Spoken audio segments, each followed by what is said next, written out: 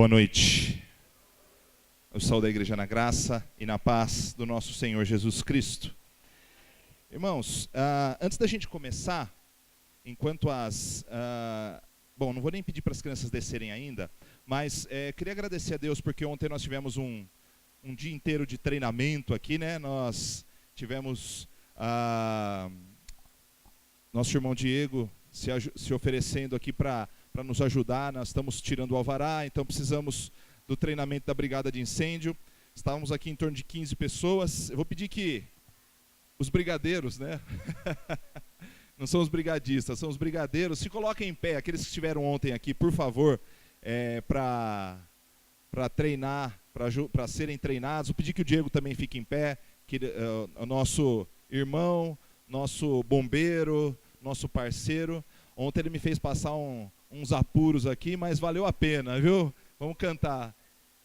Ele descontou todas as lapadas que a gente dá no final de semana, né, no estudo, ele fez eu pagar ali, né? Irmãos, eu queria agradecer a Deus por vocês que estiveram aqui, aqueles que não puderam estar, a gente sabe também das suas responsabilidades, mas a gente nunca espera que a gente faça um treinamento para usá-lo, né, Diego? A gente sempre faz o treinamento para nunca usá-lo. Mas a partir de agora, fora que quem estava ontem, acho que o Cezinha também, né? Faltou mais alguém? Acho que todos estão aqui. Então, dos jovens, nós temos ali a Lude, o Arthur e a Tati, e temos os outros irmãos que estão presentes. Temos também o pastor Marcelo e o Rogério, que já passaram por isso. Eu sei que tem outros irmãos que já fizeram treinamento de brigada de incêndio, mas esses irmãos, eles estrategicamente, eles vão se preparar para que, se um dia a gente tiver que passar por uma situação de aperto aqui, de incêndio principalmente, eles estarão à frente de todo o processo de evacuação do prédio, de estruturação, de organização aí do processo, tá bom? Então eu queria agradecer a Deus pela vida de vocês, agradecer pelo Diego, palmas a todos, né?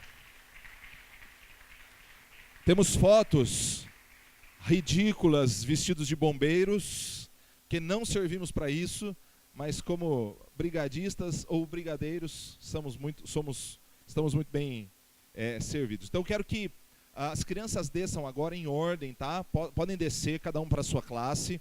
Enquanto as crianças descem, para a gente não começar ainda,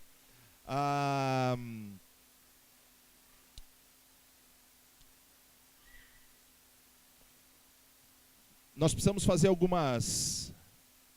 dar alguns avisos no final do culto, mas para a gente se antecipar e não ficar todos os avisos para o final, você que esteve aqui semana passada e foi embora e não pôde comprar o CD do Dom Livre, do grupo, né, do quarteto, porque estava sem dinheiro, alguma coisa assim, nós ficamos com alguns exemplares para aqueles que não tinham condição de comprar semana passada, porque estavam sem dinheiro. Então o de Emerson, cadê o de Emerson? Está lá em cima. O de Emerson que está lá em cima, ele vai descer logo no final do culto e vai estar com os CDs ali fora para vender. São pouquíssimos que nós temos acho que só 9. Eu sei que tem 3 que já estão reservados, que é da Doni, da Irene e da Viviane, se eu não me engano. O restante está lá com o de Emerson, você pode passar e retirar, custa R$15, e a gente repassa depois para o quarteto, que eles têm sido instrumentos de Deus para nos abençoar aí, já vieram aqui 2 vezes. Irmãos, para a gente começar, antes de mais nada, eu queria que você pensasse comigo que talvez um dos temas mais relevantes, um dos temas mais importantes para se tratar em qualquer área, em qualquer ambiente, é o ambiente familiar, né? São temas relacionados à família.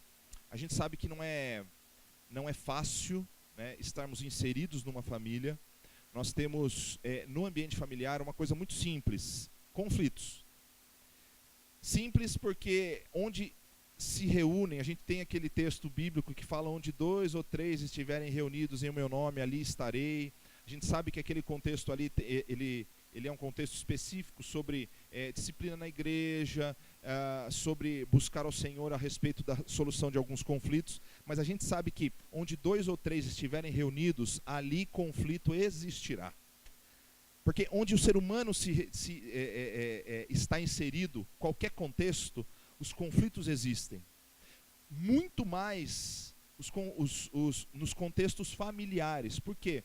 Porque estão inseridos ali muitos sentimentos, paixão, emoção, muita coisa que envolve a vida do ser humano. E o contexto familiar é onde nós estamos mais tempo juntos, é onde nós criamos mais expectativas. Então é também onde os conflitos tomam contornos maiores. Não é muito difícil a gente ter pessoas que conseguem resolver os seus conflitos fora de casa e dentro de casa encontram grande dificuldade de solucioná-los. Por quê? Porque ali se cria mais expectativas, ali se está a maior parte do tempo. Então a gente acaba vivendo conflitos de uma forma mais constante e enxergamos esses conflitos com lentes de aumento, diferente do que a gente faz às vezes fora de casa. Então, antes da gente começar, eu creio que seja extremamente importante ter mais um momentinho de oração, né? Mais um momento em que a gente realmente coloque diante do Senhor os nossos sonhos, expectativas, e também derrame diante do Senhor o nosso coração, sendo que os nossos conflitos talvez sejam tratados durante esse mês. Então, abaixe sua cabeça, feche seus olhos, fale com o Senhor.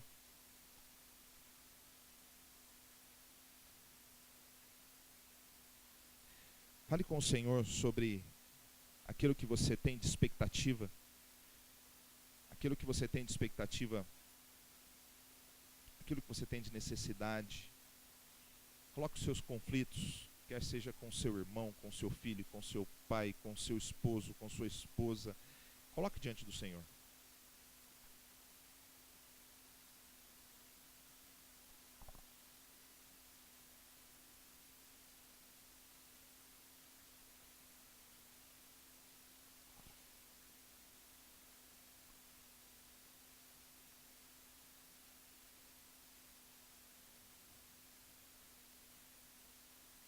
Senhor, existem corações, almas, existem seres humanos aqui, Senhor. Pessoas que, com suas lutas, convivem diariamente. Sonhos existem, Senhor, profissionais, pessoais, mas muitas vezes, a causa do estresse, da depressão, ansiedade, a causa do desânimo, da raiva, muitas vezes, Senhor, a causa exatamente são os conflitos familiares não resolvidos, a falta de expectativa. Muitas vezes, Senhor, nós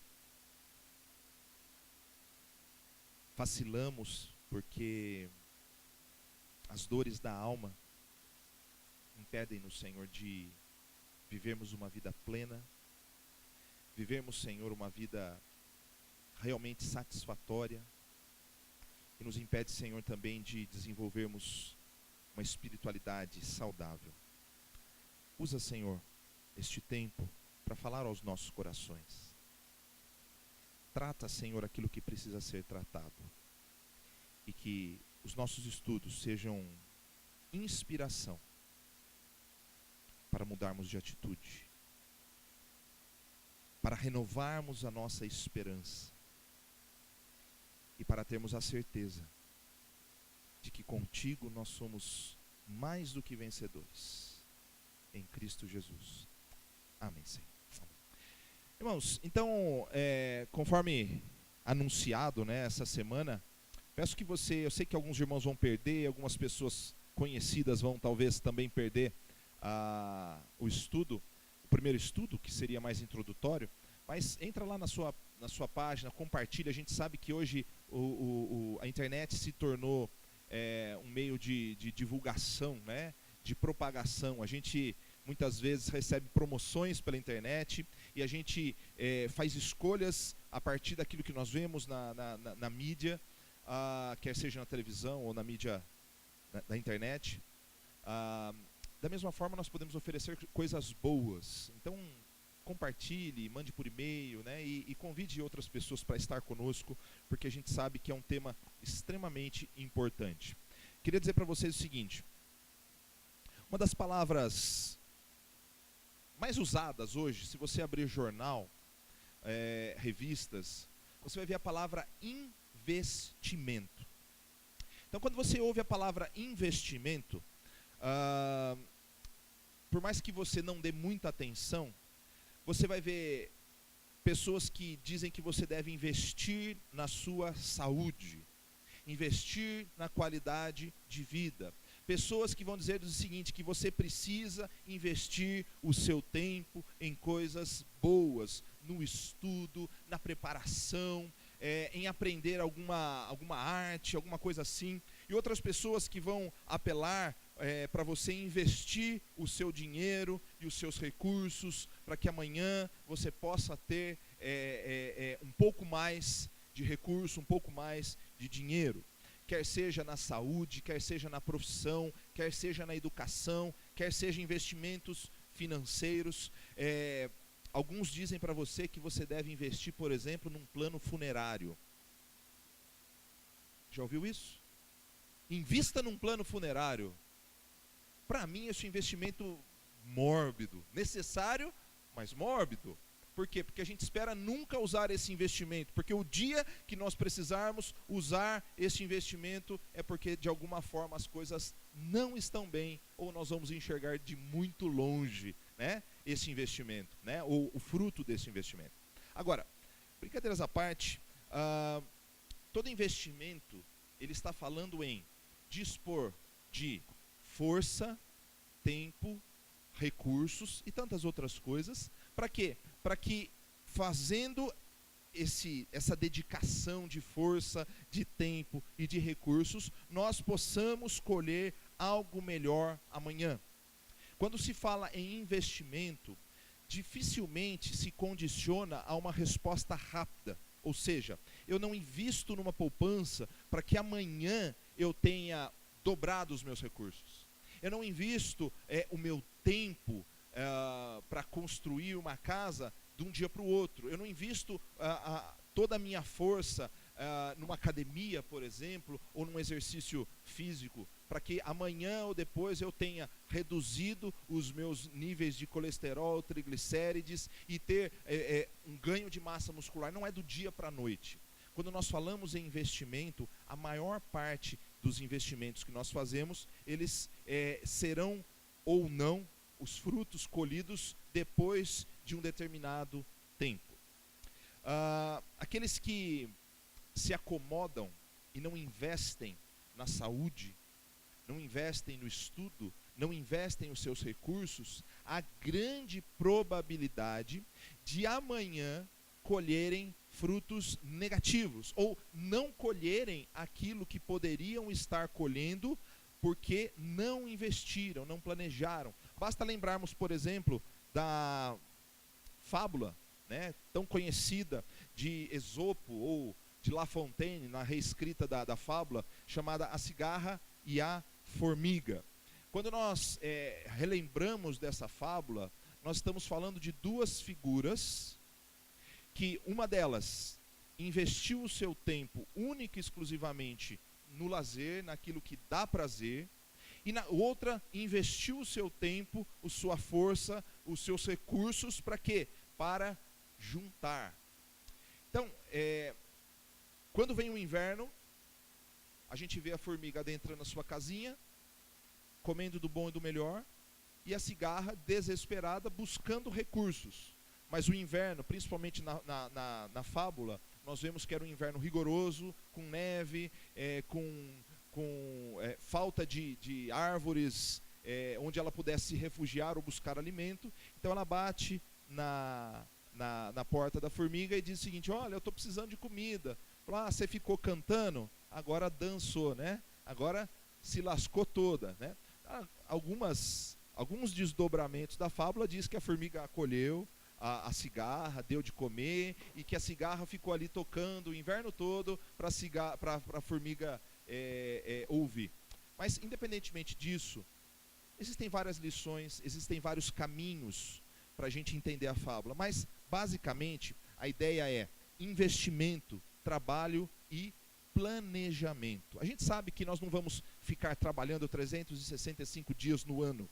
A gente sabe que não é somente nas férias que nós temos que desfrutar do descanso, mas a nossa vida tem que ter um equilíbrio muito coerente para que a gente possa desfrutar hoje e também não se esquecer do amanhã. Não é juntar tudo como o tio Patinhas, mas também não é gastar tudo como a cigarra, deixar de investir e de planejar. A Bíblia fala um pouco sobre esse equilíbrio, né? Principalmente ali em Provérbios, fazendo como se a escrita de Provérbios é que tivesse inspirado a fábula, né? Diz assim: observe a formiga, preguiçoso, reflita nos caminhos dela e seja sábio. Ela não tem nem chefe, nem supervisor, nem governante, e ainda assim armazena suas provisões no verão, e na época da colheita ajunta o seu alimento. Até quando você vai ficar deitado, preguiçoso? Quando se levantará de seu sono, tirando uma soneca, cochilando um pouco, cruzando um pouco os braços para descansar? A sua pobreza o surpreenderá como um assaltante, e a sua necessidade lhe virá como um homem armado. Trabalho, planejamento, investimento, organização de vida. Olha que interessante.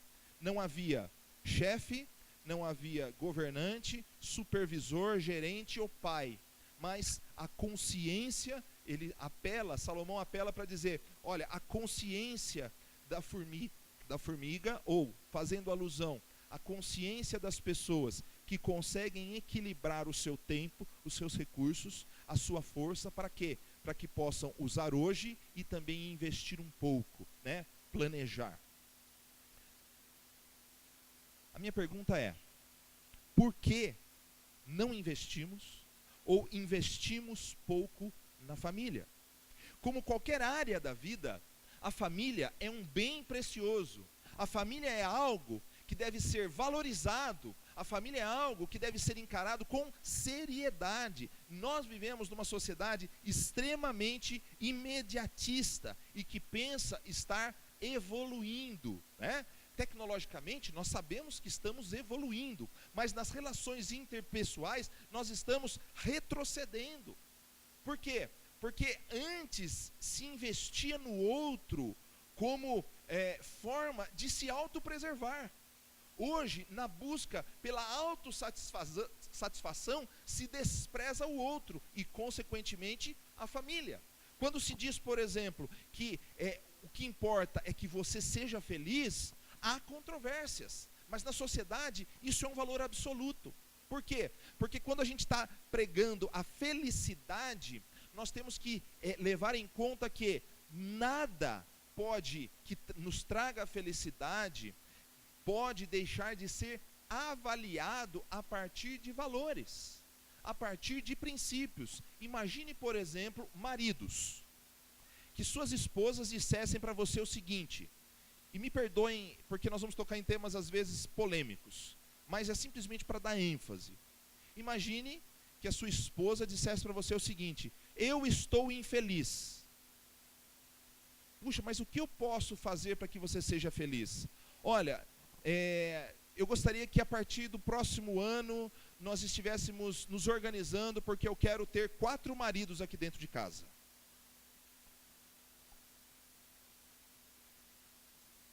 Qual seria a sua resposta, Walter? De jeito nenhum. E a sua, Antônio? De jeito nenhum. Mas isso vai me trazer felicidade. E se fosse o inverso, mulheres?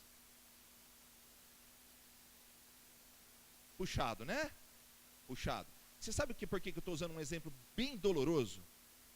Porque a gente tem que se preparar, porque a sociedade, ela está pregando a felicidade como regra de medida para validar um comportamento.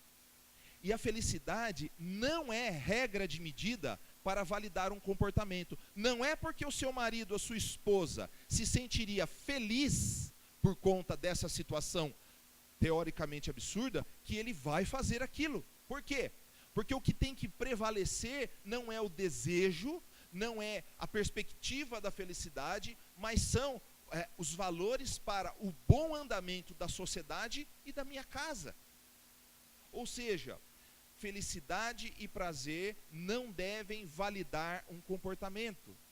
toda felicidade, todo prazer precisam estar sendo constantemente avaliados a partir de valores. Só que qual é o problema da sociedade? Quais são os valores que regem uma sociedade? Não existem mais valores absolutos que venham a reger a sociedade.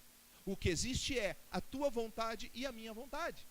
E aí, quem é a primeira célula da sociedade que sofre por conta desse comportamento? A família. Por quê? Porque a família era basicamente quase que mais do que uma instituição. A família era quase o próprio valor. A família era quase o símbolo da virtude, né? Quase se confundia. Apesar de ser uma instituição, falar em família era falar em valores. Hoje, falar em família é falar em... Mas que tipo de família? Então, nós precisamos entender que fidelidade, sinceridade, né, tudo isso está fora de moda. Eu não estou dizendo que deve estar fora de moda para mim e para você, mas está fora de moda.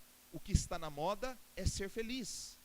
E a gente já ouviu isso muitas e muitas vezes em muitos estudos. Mas estou citando porque para a família é essencial que a gente avalie quais são os valores que estão norteando os nossos relacionamentos, as nossas relações interpessoais. Em nome do progresso, nós estamos matando a sociedade. Porque quando se mata a família, se desconstrói a sociedade. Se você não precisa nem usar a Bíblia como referencial. Se você usar os sociólogos, os filósofos de antigamente, eles vão dizer para você que para que os seres humanos vivam em comunidade, é necessário que se abra mão de alguma coisa que se queira.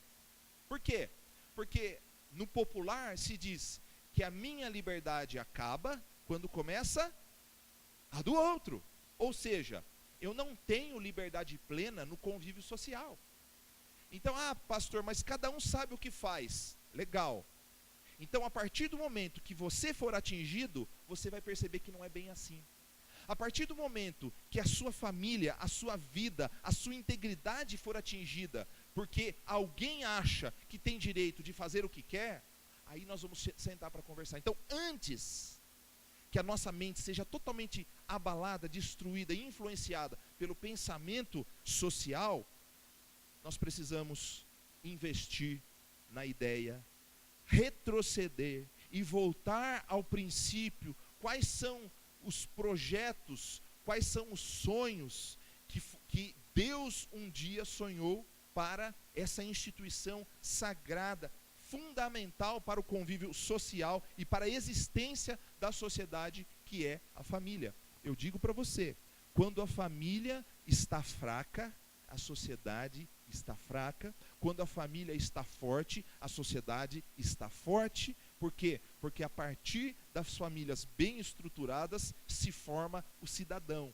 Consequentemente, famílias fortes, igrejas fortes, sociedade forte. Sociedade, a gente sabe que para alguns desses princípios que vamos apresentar é pura utopia ou fanatismo religioso. Mas eu quero fazer um desafio para você.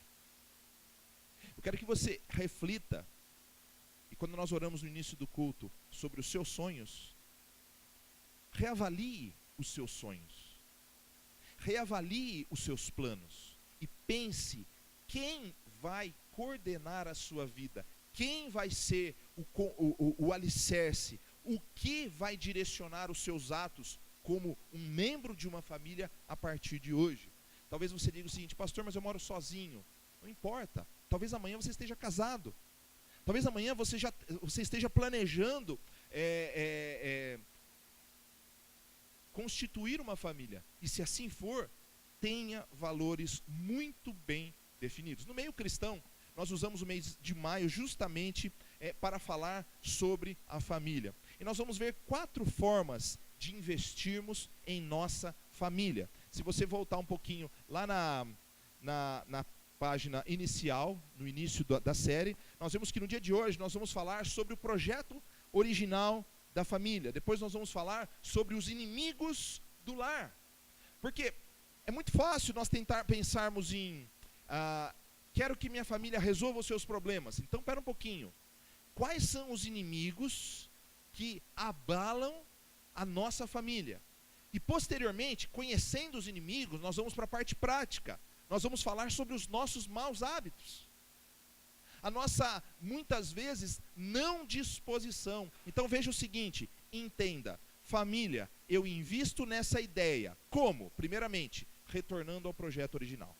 Segundo, vencendo os inimigos do lar. Terceiro, abandonando os maus hábitos. E por fim, renovando a aliança, o compromisso familiar que nós vamos ver durante esses dias. Então, cada domingo nós vamos falar sobre um dos temas. Hoje nós vamos falar sobre o projeto original, né? Quando a gente pensa em projeto original, às vezes a gente pensa, antes de voltar, né, no plano, quando você tem um aparelho que não funciona, e você fala o seguinte, puxa vida, comprei hoje, olha, não está funcionando. Eu dei o exemplo para vocês uma vez, que nós compramos um inalador, e chegamos em casa e não saía fumaça, né?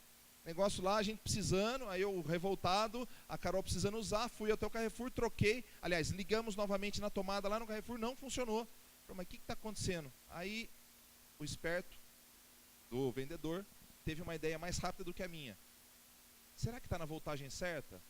Aí, logicamente, os aparelhos que são bivolts, ele vem na voltagem 220. Por quê? Para evitar que alguém ligue na tomada, né, e queime o aparelho. Então, você ligou, estava no 220. A hora que nós mudamos para o 110, voltou a funcionar normalmente. Agora, esse é um problema muito simples. Se eu tivesse lido o manual, na primeira página estava escrito assim, aparelho vem preparado na voltagem 220, né, por segurança.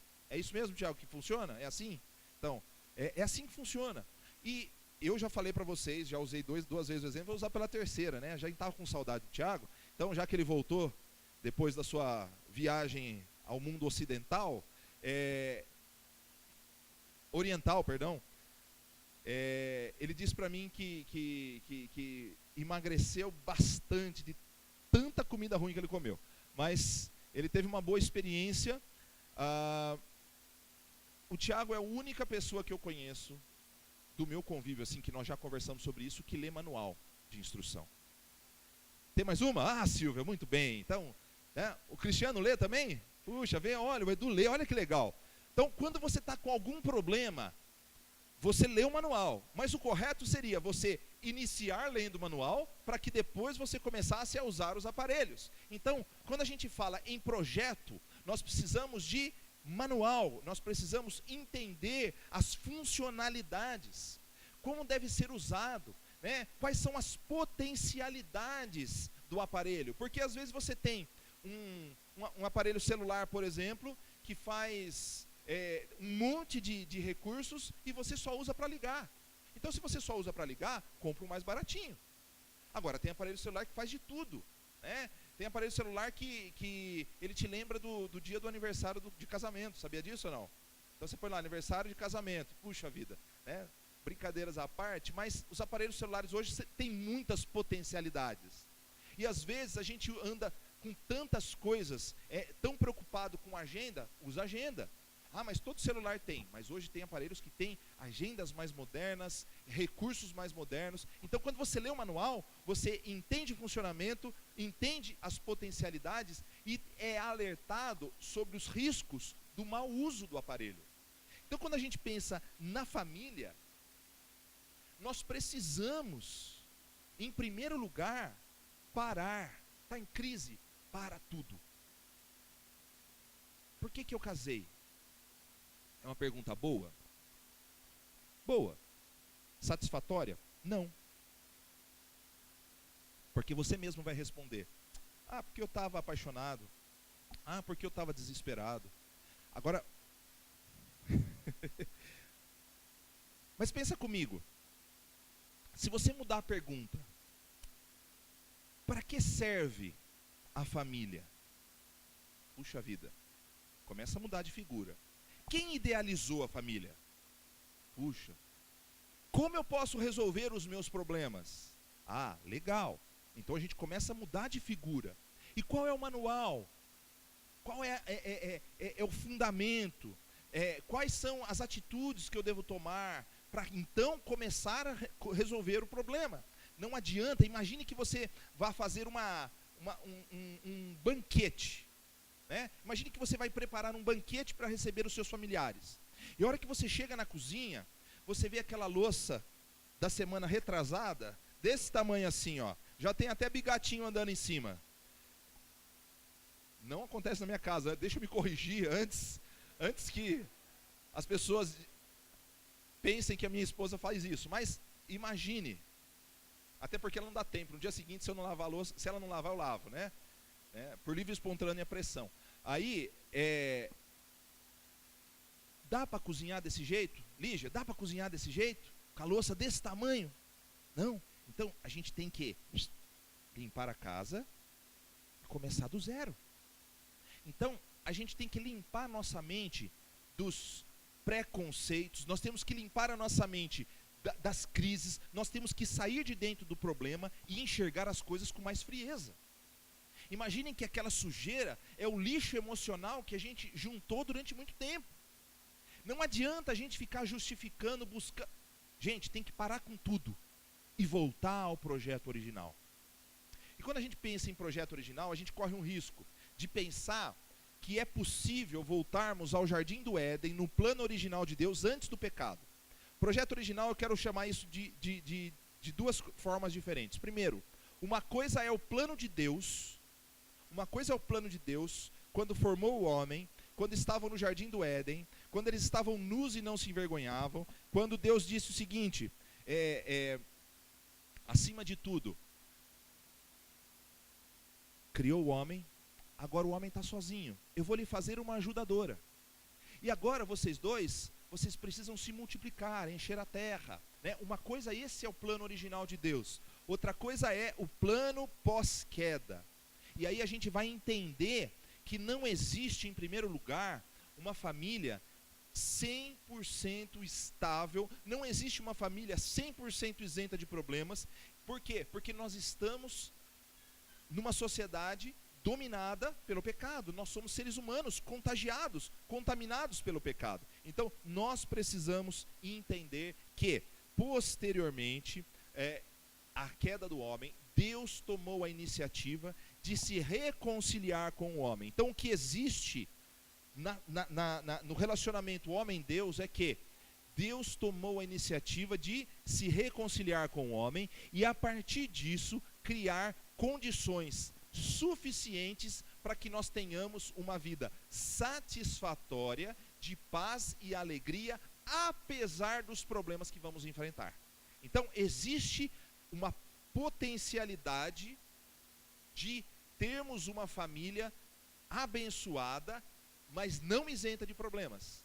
Então, nós estamos, por exemplo, numa sociedade em que os nossos filhos não sabem lidar com problemas. Eles resolvem as coisas muito facilmente. Eles são muito imediatistas. E nós estamos nos tornando imediatistas. Quando a gente diz o seguinte, estou em crise, e você vai, por exemplo, num aconselhamento cristão, num pastor, ou até mesmo num tratamento psicológico, ele diz o seguinte, olha, nós não precisamos ter pressa. Aliás, nós não podemos ter pressa. Isso é um caso para meses, e talvez daqui a 1 ano, a gente tenha alguns frutos mais palpáveis. Sabe o que acontece com as pessoas? Desistem. Porque o imediatismo tem nos impedido de encarar o processo de cura. Agora eu digo para você o seguinte, imagine que você seja diagnosticado, por exemplo, com uma doença muito séria, e que o médico diga para você o seguinte, nós temos 1 ou 2 anos de tratamento. Vai adiantar você espernear e fugir da doença? Não tem como. Tem que aceitar o processo. Então o que eu quero dizer para você é o seguinte, são coisas básicas que eu vou dizer na parte introdutória agora. Vamos lá.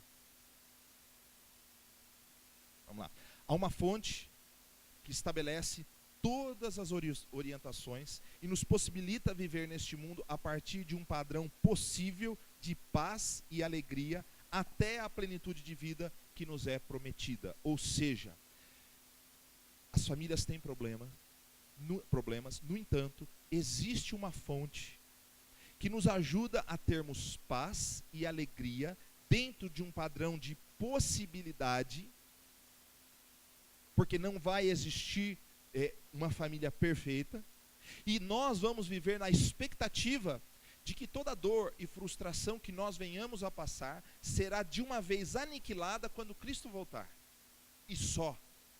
Então, primeira coisa que eu quero dizer para você, cuidado com as expectativas. Paute a sua vida e a sua vida familiar naquilo que é possível, naquilo que é real. Não crie expectativas. Aliás, o mundo e a sociedade, eles têm nos feito armadilhas na área da expectativa. As armadilhas que nós caímos estão relacionadas à área da expectativa. Quando as nossas expectativas são frustradas, o nosso mundo desmorona. E nós não podemos criar expectativas diferentes. Primeira coisa, Deus é o idealizador da família. Devemos crer nele e convidá-lo para entrar no nosso lar. A Bíblia é muito clara quando destaca em Gênesis a criação do mundo, a criação do homem e da mulher. Por isso, deixa o homem pai e mãe e se une à sua mulher, e os dois então tornam-se uma só carne. O grande erro do primeiro casal, Adão e Eva, foi que eles não seguiram as orientações do seu Criador. Deus havia criado um paraíso. Imagine que hoje a gente quer ganhar na Mega Sena, ganhar uma herança. Para quê? Para que a gente compre uma casa paradisíaca. O primeiro casal tinha tudo. Ele tinha tudo. Ele tinha o paraíso, ele tinha os recursos, eles não trabalhavam, eles tinham satisfação, plenitude. E apesar da plenitude do paraíso, o seu grande erro foi tratar Deus de uma forma equivocada. Eles tiveram uma visão de Deus distorcida. Deus era simplesmente alguém que vinha e os abençoava, e não alguém com quem eles se relacionavam e que tinha uma opinião muito forte nas suas decisões. A visão que eles tinham de Deus era equivocada, e deu no que deu. As consequências foram terríveis. Houve a queda, o pecado entrou no mundo, a natureza do homem foi contaminada, e aí nós vemos posteriormente a família sofrendo as consequências do pecado. Veio Caim, veio Abel, e apesar de terem visto tudo aquilo que tinha acontecido com a desobediência, os próprios filhos enfrentaram uma situação problemática, competição entre eles. Caim tomou a decisão errada.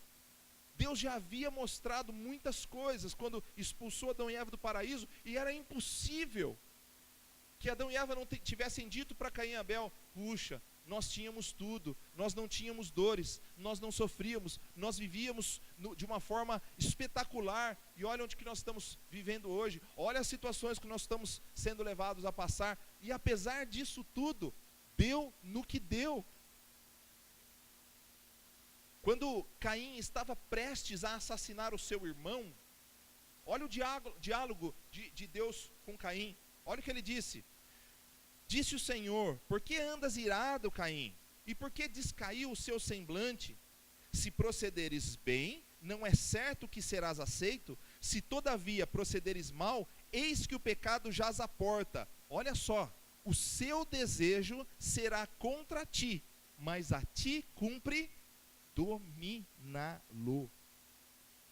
Deus tem sempre interesse em nos orientar e se antecipar para que a gente não faça burrada. Deus tem sempre interesse em nos orientar. A grande questão, Ele nos ensina que os nossos desejos existem.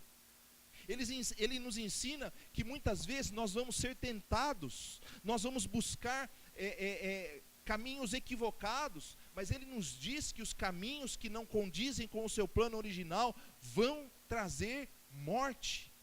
Há caminhos que para o homem parecem corretos, mas ao final são caminhos de morte. Deus tem sempre interesse em nos orientar. Coloquem uma coisa na cabeça: se você enfrenta problemas na sua família, talvez, ao invés de procurar culpados, é hora de voltar e dizer o seguinte: Senhor, por mim mesmo, eu não sou capaz de resolver. Ao invés de tentarmos solucionar, ao invés de tentarmos encobrir o corpo de Abel, o melhor é nos colocarmos diante de Deus e falar: Senhor, me ajuda a corrigir aquilo que eu fiz.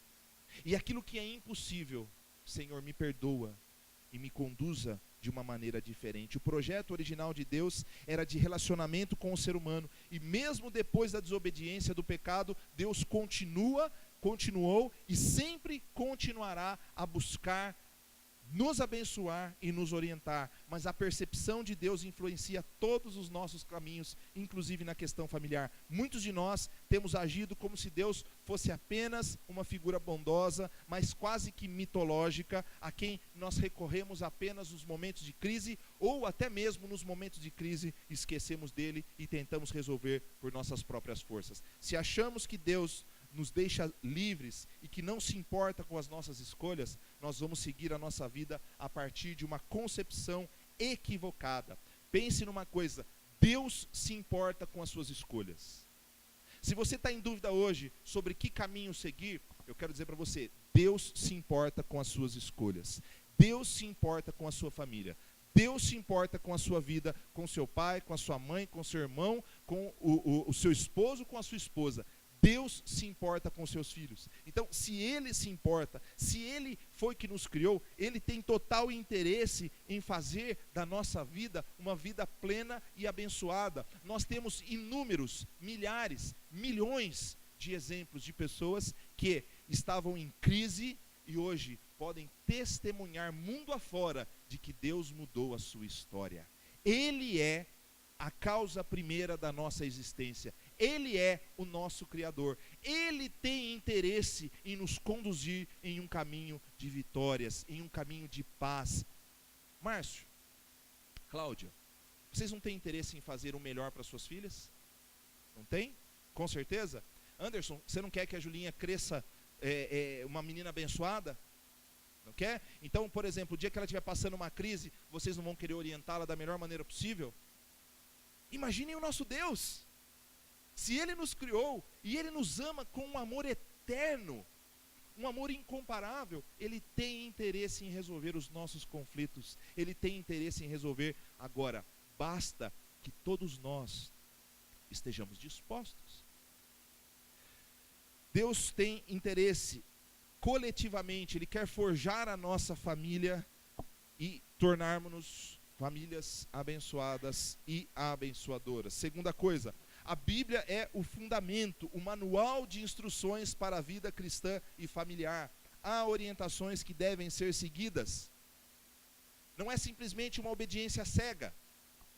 Não é assim: conecte o fio vermelho na entrada vermelha, conecte o fio preto na entrada preta do aparelho de som. Não é isso.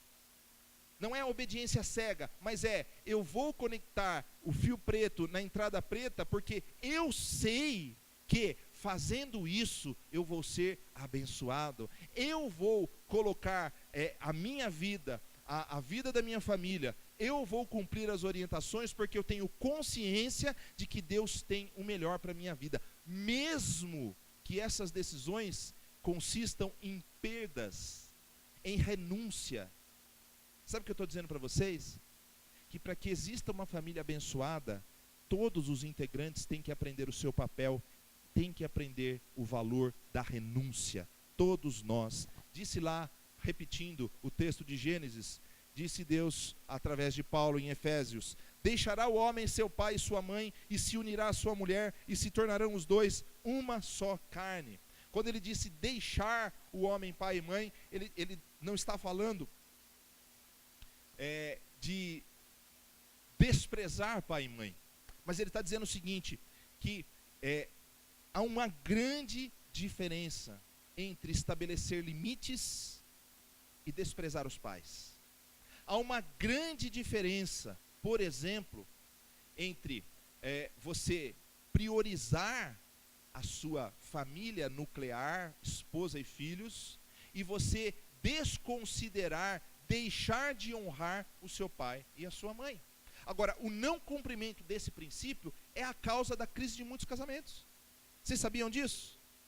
Esse deixar é um deixar que o pastor Jaime Kemp chama de deixar geográfico, ou seja, casou e morou dentro da casa dos pais, vai dar problema. Hoje, amanhã ou depois, vai dar problema. Ah, mas é melhor casar do que se abrasar.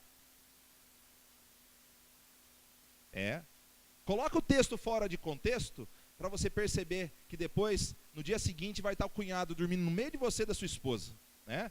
Vai estar de manhã a sogra batendo. Irmãos, é um deixar geográfico. É o deixar para construir uma nova família. É um deixar financeiro. Ah, mas eu vou casar e meu pai vai pagar minha... Vai. E aí toda vez que você sair para comer fora, ele vai falar assim, ué, mas tá abusando, hein? Eu não sei. Desvincula. É uma nova família. É um deixar emocional. Não dependa dos seus pais para resolver os seus conflitos. Ouça as orientações, busque resolver os conflitos, honre seu pai e sua mãe, mas constitua uma família desvinculada. É a orientação de Deus. É um novo lar. Ah, mas o meu pai e minha mãe são tremendos. Ótimo, são tremendos. Use-os como filho. Use-os como filha. Mas não trate-os como o alicerce para a sua família. O alicerce para a sua família é Deus. E vocês têm que aprender a resolver os seus problemas sozinhos. Como assim sozinhos? A maior parte deles. É lógico que vai existir momentos que você vai precisar do pai, da mãe, você vai precisar do pastor, você vai precisar do médico, mas aprenda a deixar. É um princípio bíblico. Mesmo que haja um bom relacionamento entre pais e filhos, em algum momento isso pode trazer consequências ruins. A interferência abre portas precedentes para problemas futuros. Bons pais devem entender aqui que os seus filhos têm que aprender a caminhar com suas próprias pernas. Cuidado para não fazer escolhas para os seus filhos. Há pais que querem fazer o melhor, mas às vezes fazem escolhas no lugar dos filhos. São eles que precisam escolher, deixar. Ele diz também unir, ou seja, é uma união legal, emocional e espiritual diante dos homens e diante de Deus. É um compromisso indissolúvel, uma união que passa a ser prioridade. Ou seja, você deixa e você se une, um comprometimento um com o outro. E depois se torna uma só carne. E não há nada na Bíblia que nos leve a outra interpretação que não seja a união física, sexual, a união do casal, que é a coroação física de uma entrega de corpo, de alma, de mente e de coração. A união física, ela é bênção, prerrogativa da união matrimonial. Ou seja, Deus disse, deixa, se une e desfrute um do outro com prazer, com alegria. É isso que Deus diz, é orientação bíblica. Ou seja, queremos voltar aos princípios de Deus? Então vamos voltar, a Bíblia é o nosso manual. Então tudo aquilo que ultrapassa o padrão bíblico é prerrogativa ou é precedente para um problema futuro. Se nós seguíssemos as orientações, por exemplo, existiria gravidez na adolescência se seguíssemos as orientações bíblicas? Não. Não existiria. Existiria, por exemplo, famílias, pense que nos dias de hoje é complicado você falar em gravidez na adolescência, já passou essa época, né? Hoje dificilmente isso acontece. É isso? Sabe por quê? Os jovens estão transando menos. Muito pelo contrário. Só que eles são muito mais espertos, né? Hoje, a informação levou-os a se prevenir, a esconder. E aí daqui na igreja vestem uma máscara de pureza, santidade. Irmãos, querem começar uma família abençoada? Começa certo. Pastor, já errei, já era. Não. Arrependeu?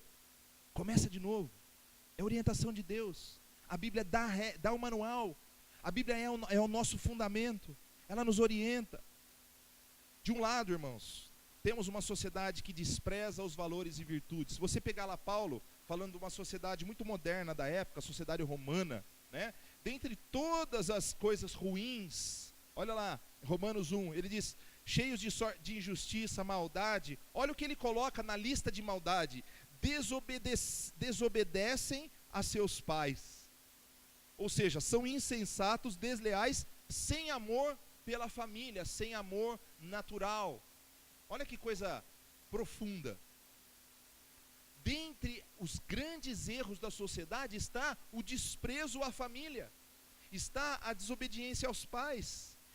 Ele estava falando de algo que muitas vezes a gente não percebe, mas a gente acha que uma desobediência aos pais, um desprezo, vai passar despercebido.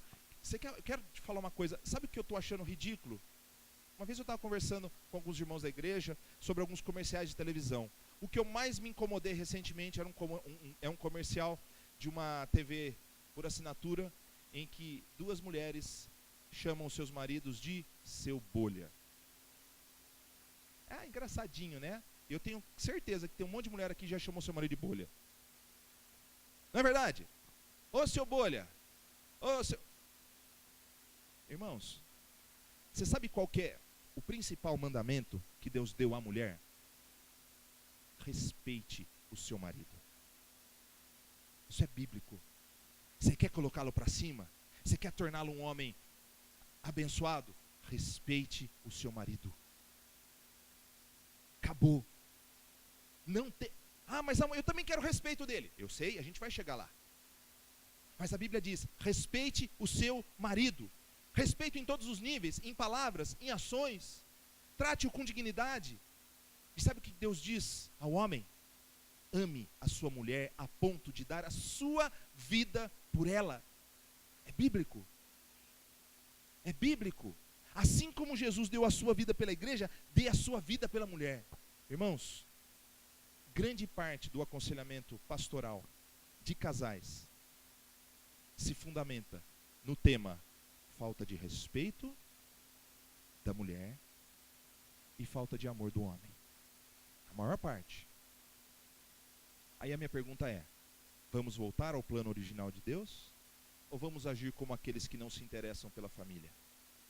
De outro lado, nós temos homens e mulheres que buscam resgatar os bons valores. A Bíblia é o fundamento e descreve claramente essas funções. Basicamente, homens e mulheres precisam entender os seus papéis dentro da família. Quer construir de novo? Quero. Então tá bom, vamos começar. Vamos imaginar que o marido perdeu o emprego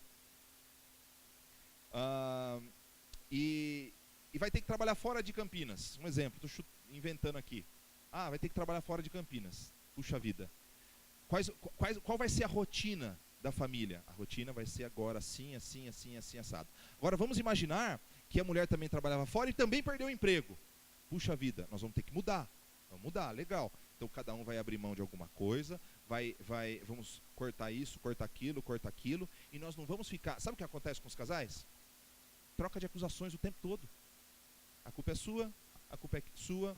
Se eu tivesse estudado lá atrás, se eu tivesse feito faculdade, se eu tivesse isso... O que passou, passou. O que a gente pode fazer hoje para mudar a nossa realidade? Negociar, conversar. Conheci um casal, e não é da igreja, não são evangélicos e tal, mas eu achei uma coisa muito linda. O marido perdeu o emprego, sempre trabalhou em multinacional.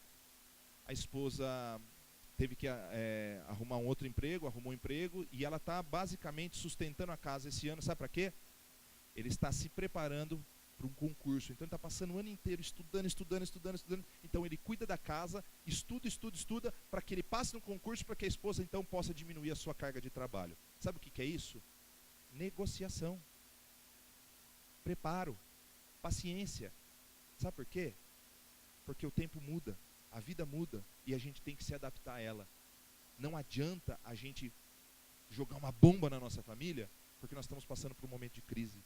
Homens e mulheres precisam entender os seus papéis dentro da família. Há tempo de trabalhar mais, de trabalhar menos, de dar suporte ao outro, do outro dar suporte para nós. Então é assim que funciona. É tempo dos filhos entenderem que os pais estão em crise e vocês moram na casa dos pais. É hora de ajudar os seus pais. É hora de tirar o dinheiro do bolso e falar o seguinte: olha, agora eu posso contribuir com isso. É hora da gente entender que nós somos adultos o suficientes e que a Bíblia nos dá recursos suficientes para que a gente entenda o nosso papel como marido, como esposa e como filhos. Filhos e pais devem estabelecer uma relação coerente com filhos e pais devem estabelecer uma relação coerente com suas funções, e suas funções devem ser muito bem definidas. Ou seja, quem manda aqui? Quem manda é os pais. Eu vou desrespeitar os meus pais? De jeito nenhum. Isso é antibíblico. Ontem eu estava no shopping e eu vi uma cena exatamente assim. O pai, um senhor, e a sua filha, por volta dos 20 anos, já devia ter o seu salário.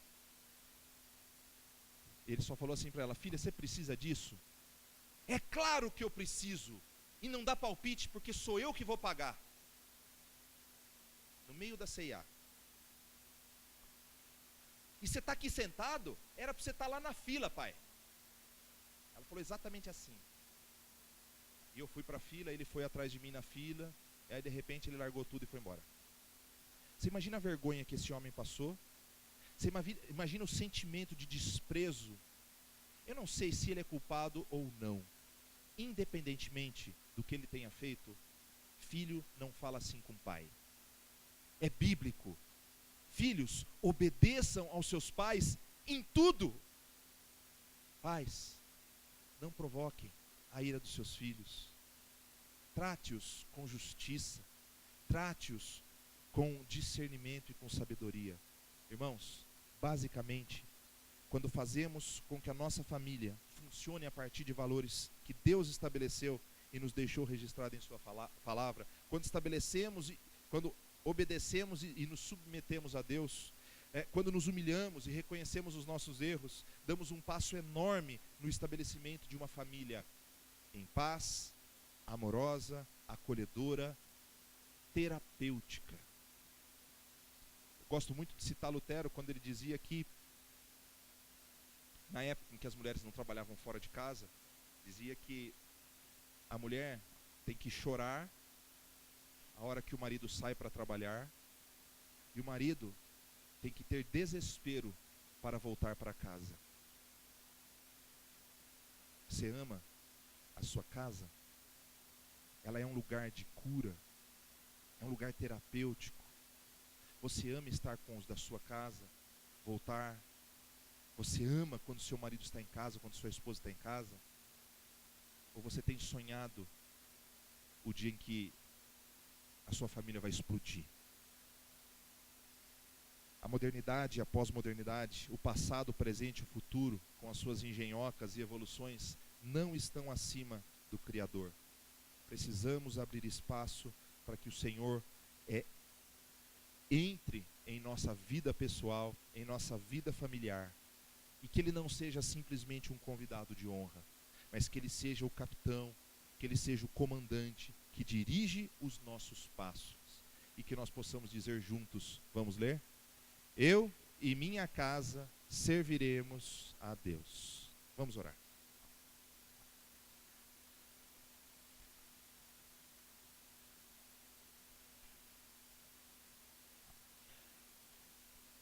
Pai, nós te louvamos e te agradecemos,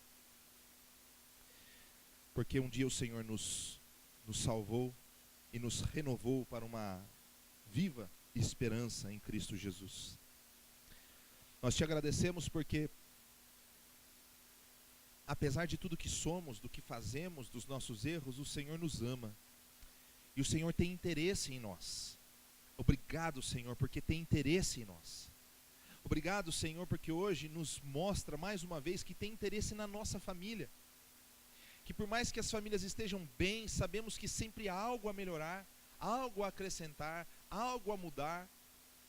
Abra, Senhor, a nossa mente, abra o nosso coração, quebra, Senhor, o nosso orgulho, dá-nos humildade, revista-nos, Senhor, com a convicção de que estar contigo e fazer a tua vontade é muito melhor e que vale a pena fazer tudo isso, Senhor.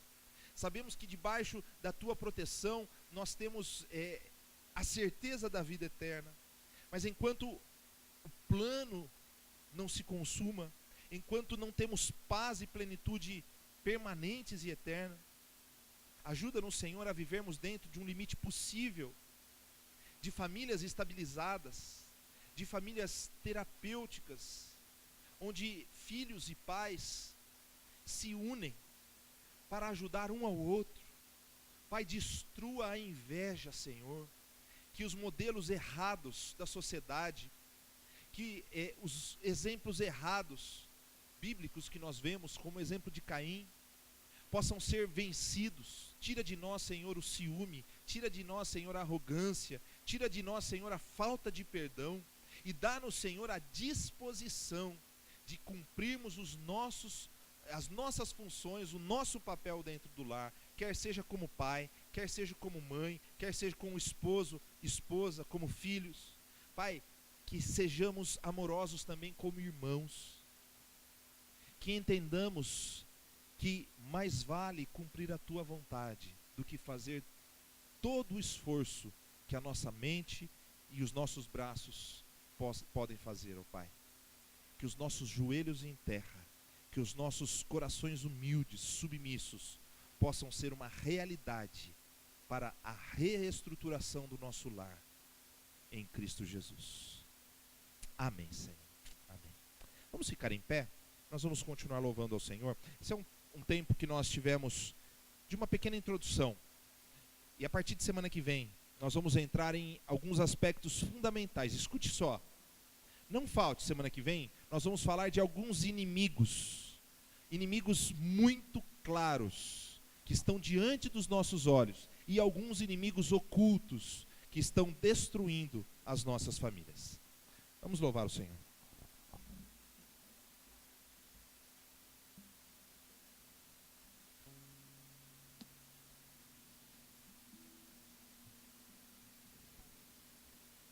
Vamos louvar ao Senhor e pedir a Deus que debaixo das tuas asas nós fiquemos protegidos e nós ficaremos debaixo das asas do Senhor, da proteção de Deus.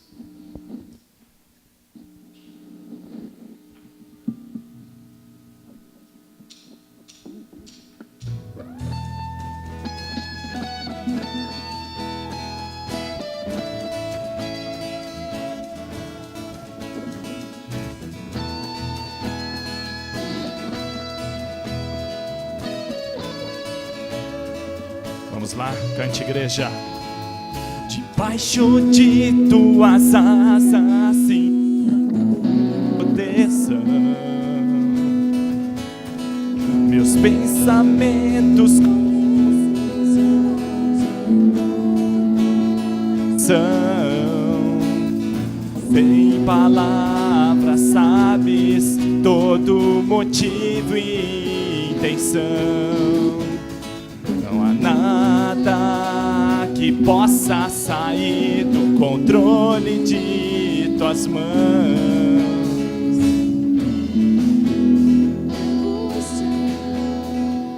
Instrumentos, toquem.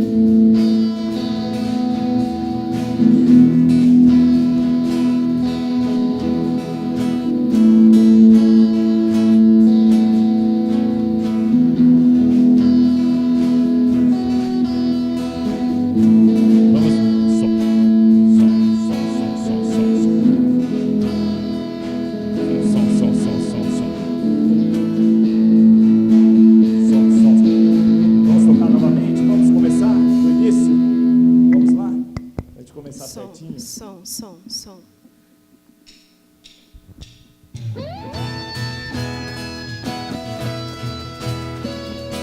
Agora vai, vamos louvar o Senhor.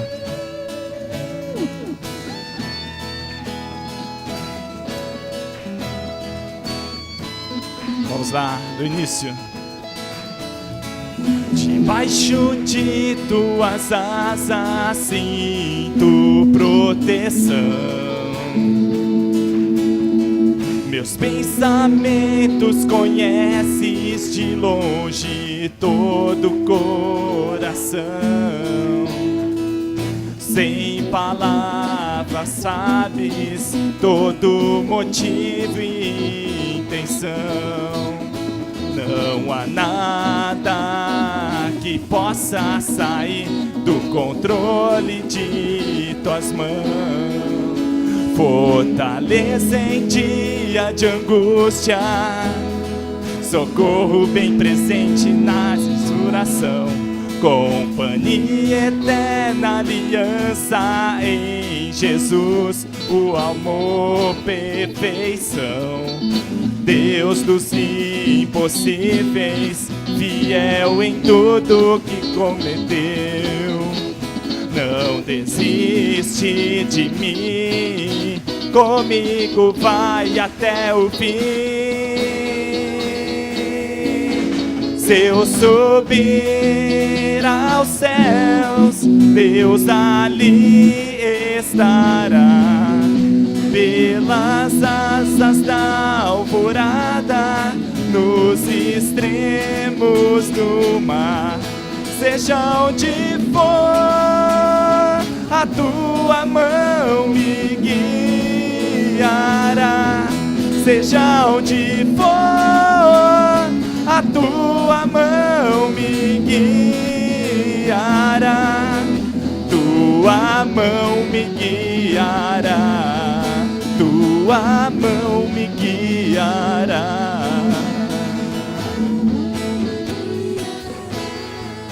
Tua mão me guiará. Tua mão me guiará. Fortaleza, fortaleza em dia de angústia, socorro bem presente na tribulação. Companhia eterna, aliança em Jesus, o amor, perfeição. Deus dos impossíveis, fiel em tudo que prometeu. Não desiste de mim, comigo vai até o fim.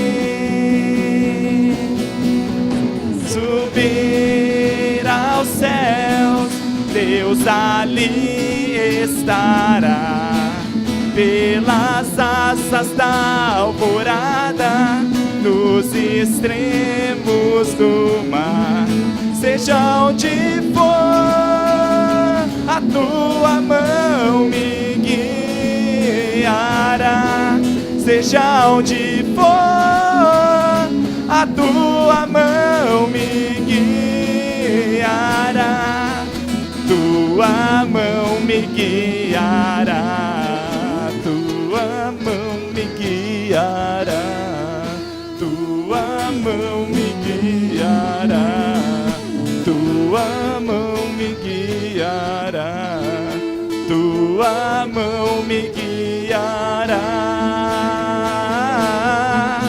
Me guiará.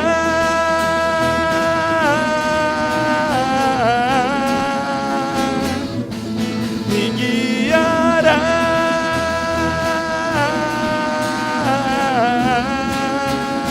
Oh, oh, me guiará.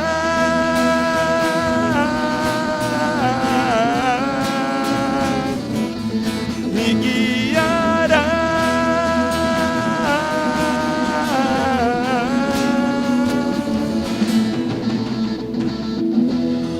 Amém, amém, amém. Glória a Deus.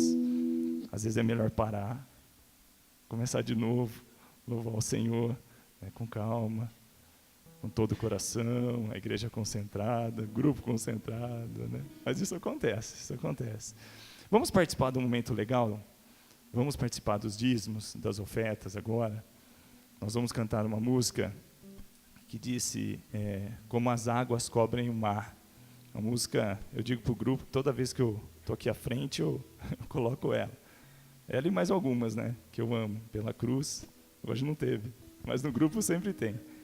Vamos participar, esse momento é muito legal, onde nós podemos também mostrar nossa gratidão ao Senhor, né, participando do momento legal, né, todo mundo realmente agradecendo ao Senhor pelas provisões, por tudo que o Senhor tem feito nas nossas vidas. E antes de nós cantarmos, vamos orar a Deus, já agradecendo por tudo que Ele tem feito. Senhor Deus, Pai amado e querido, como é bom, ó Deus, estar diante da Tua presença, como é bom, ó Deus, partilhar dessa palavra que o Senhor trouxe aos nossos corações através da vida do pastor Lucas. Nesse momento aqui, ó Pai, mais um momento de adorarmos ao Senhor, de, ó Deus, demonstrarmos a nossa gratidão a Ti, ó Deus, que é participarmos desse momento de dízimos, de ofertas, ó Deus, de gratidão, ó Pai. Ó Deus, obrigado desde já. Sabemos que esse recurso que entra não é, Deus, para valorizar dinheiro, mas sim para valorizar a Tua obra, Senhor. Para que a Tua obra seja levada, ó Deus, até aqueles que não Te conhecem, que esse recurso possa sustentar missionários, ó Deus, essa estrutura onde nós nos reunimos e muitas outras coisas, ó Pai, que essa administração desta igreja tem feito e tem sido muito abençoada, ó Deus. Obrigado desde já, em nome de Jesus. Amém. Amém. Vamos louvar e fique à vontade.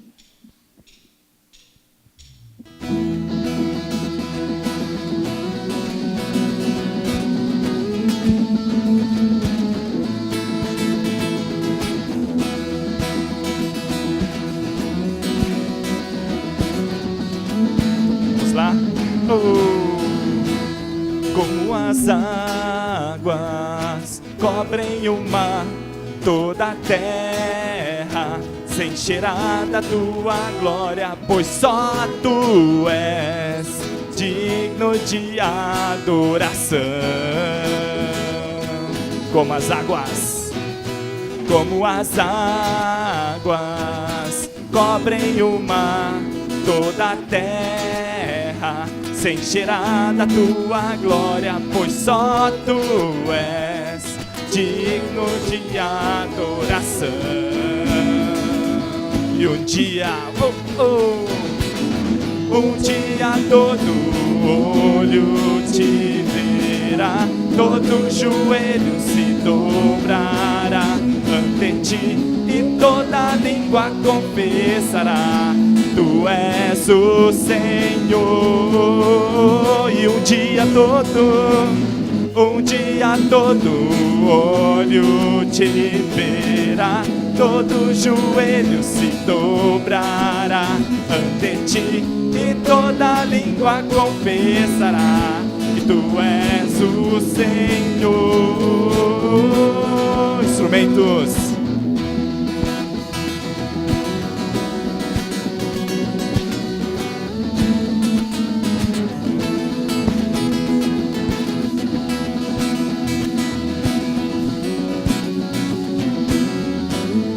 Vamos no início, como as águas cobrem o mar, toda a terra se encherá da Tua glória, pois só Tu és digno de adoração. E um dia todo olho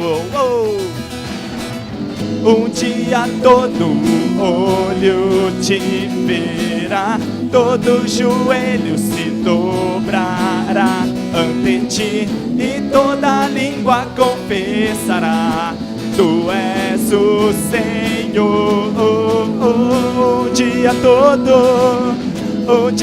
todo olho Te verá, todo joelho se dobrará ante Ti e toda língua confessará: Tu és o Senhor. E o Senhor é digno, e diga: digno é o Cordeiro de receber glória, honra e poder.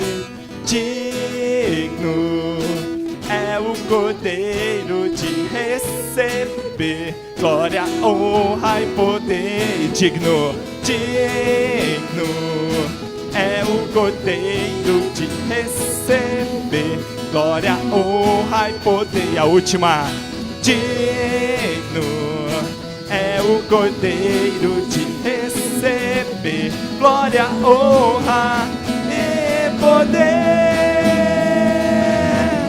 Um dia todo olho te verá, todo joelho se dobrará ante ti e toda língua confessará: Tu és o Senhor. Um dia todo olho te verá, todo joelho se dobrará ante ti e toda língua confessará: Tu és o Senhor.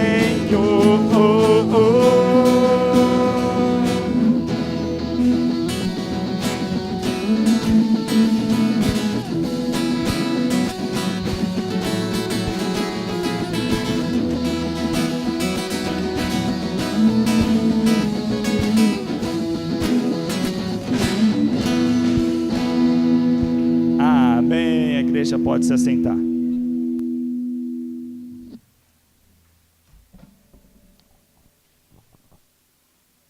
Pessoal, falando em investimento na família, vou tomar liberdade aqui de falar 3 coisas. Primeiro, nós temos tido nossos encontros de casais, encontro de experiências, tem sido muito bom.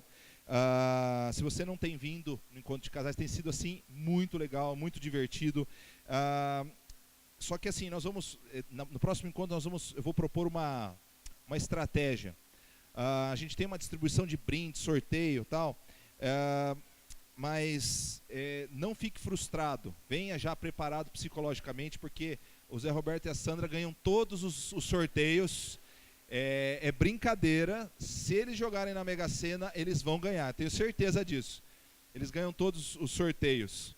Mas tem sido um momento assim muito divertido, muito legal e muito edificante também.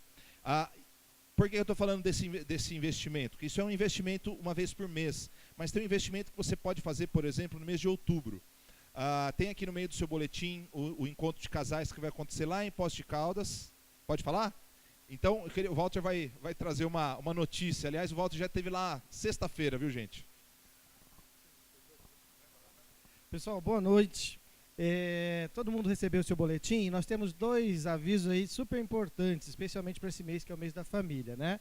Então, tem aqui na notícia, talvez, quando você abre o boletim, tem o piquenique no parque. Então, é um dia especial para a família. Vai ser 17 de maio, daqui a 2 sábados, e vai ser um dia muito gostoso. Estão convidados todos, a igreja toda. Mas eu estou sozinho, minha família não vem na igreja. Está convidado, não precisa estar com mas famílias e não familiados, tá bom?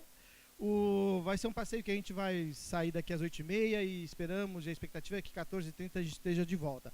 São 2 lugares lindos, lindos, lindos. Leve a sua mente para passear, leve o seu coração para passear, leve o seu pulmão para passear, os seus olhos e os seus ouvidos. Fazenda do Chocolate é uma fazenda bem do ladinho de Itu, deliciosa, tem um monte de coisa. Quanto eu vou gastar? Nada. É gratuito, a gente entra, se quiser comprar alguma coisinha, um queijinho, algum presente lá, tomar um café, fique à vontade, mas não custa nada. E saindo da fazenda, a gente vai para o Parque Geológico do Varvito. Vocês conhecem o Varvito? Já ouviram falar do Varvito? Aquele rapaz faz um churrasco campeão, não é ele não. Varvito é uma rocha, né? Então é um parque geológico. É um lugar lindo também, e ali nós vamos ter o nosso piquenique comunitário, coletivo. Então, o único custo vai ser o lanche que cada família vai levar para a família, que lá se tornará um banquete coletivo. A gente vai colocar tudo numa mesa e nós vamos compartilhar do alimento e vai ter também um momento bem gostoso. Gente, é um dia assim que eu tenho certeza que vai ficar guardado no coração, na lembrança de todo mundo, especialmente quem tem filhos, né, de qualquer idade. Você está convidado. Para isso nós precisamos para a gente organizar bem organizadinho, a gente precisa do seu nome. Então, ao final, tem o pessoal da coordenação de casais, Amarildo e Elaine, Rodrigo e Andréia, Silvan Cristiane, tem a turma toda. Eu vou esquecer o nome aqui, né? Marcelo e Cláudio e Márcio, Gorete e Antônio. Então, por favor, dê o nome. Então, são 2 semanas só para a gente organizar tudo isso, tá bom? Quanto vai custar? O mínimo possível. A gente não quer que ninguém aqui desembolse 200, 300 reais num passeio. O mínimo possível, tá bom? E o segundo aviso está bem no centro do boletim, e o pastor também a liberdade de pedir essa oportunidade de falar. O Encontro de Casais vai ser uma bênção e é o evento, né, principal de toda a programação do ano dos casais. Nós temos 20 casais inscritos. Nós reservamos o hotel 50 apartamentos. Por quê? Porque na igreja nós temos 45, 48 casais. Que estão vindo à reunião, são 25 a 30 casais, né? Então nós estamos estimando que pelo menos 30 casais da igreja estejam participando do retiro. E de que pelo menos 20 casais de amigos a gente leve, porque o retiro de casais é uma oportunidade de evangelizar também, de levar casais que a gente sabe, né, que estão precisando voltar à origem e ao fundamento, tá bom? Então, por favor, você que já se inscreveu, na saída, o grupo de casais tem o voucher de inscrição. Ó que chique, hein? Então, tem o voucher de inscrição, tem folheto da cidade, do hotel, tem o seu voucher de participação já, tá bom? E aqueles que não se inscreveram, por favor, o quanto antes. Nós temos só 6 meses até outubro, então o valor vai ser dividido em 6 parcelas ou da forma que lhe for mais conveniente pagar, tá bom? Pode ser depósito, dinheiro, vale-refeição. Não, vale-refeição não vale. Mas o tema é investimento, invista esse fim de semana e tenho certeza que a sua família vai ser muito abençoada. Pessoal, então, tá aí a oportunidade da gente estar num retiro de casais, vai ser muito bom. Não se esqueçam, de Emerson vai estar lá embaixo. Emerson, se puder já descer, já pegar os CDs, fica lá embaixo. E já, quem quiser comprar o CD do Grupo Dom Livre, por favor, procure o de Emerson lá atrás. Cadê o Marcelinho que vai dar aviso, Marcelo? Rodrigo? Então vai lá.